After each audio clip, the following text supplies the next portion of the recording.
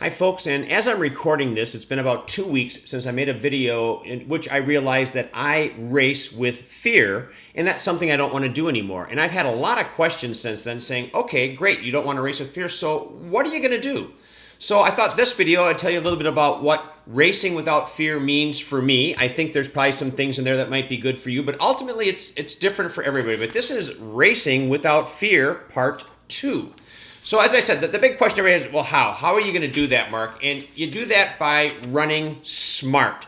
So it's not about just going out there and just taking off like a bat out of hell and seeing what you can do. That's not necessarily smart. You have to run with inside yourself, but you don't want to get outside of yourself either. So how do I do that? I'm going to look at a few things. I want to look at my training. What does my training indicate that I'm really ready to do? How has my training gone?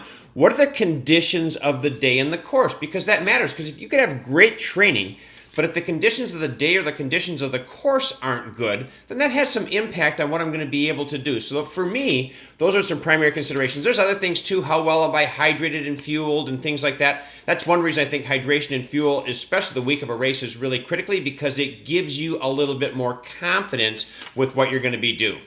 Another thing to realize is that failure is an option.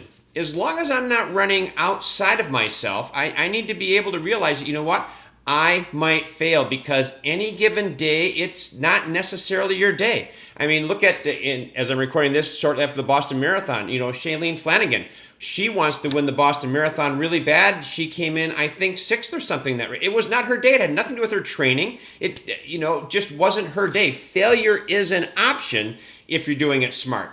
Give you a couple examples of not smart and maybe a bit smart. Chicago, 2010. It was 71 degrees, humid and sunny at the start, but I had trained for a goal. I felt confident in the goal. I mean, it was hot this summer when I trained. Forget the fact that it was October.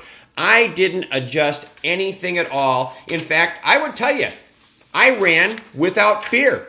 I ran stupid because I crashed and bombed in that race. Not because failure was an option, but because I didn't make the appropriate adjustment for those conditions, and I should have. That should have been my consideration in order to really be able to run without fear. Instead, I ran with stupidity.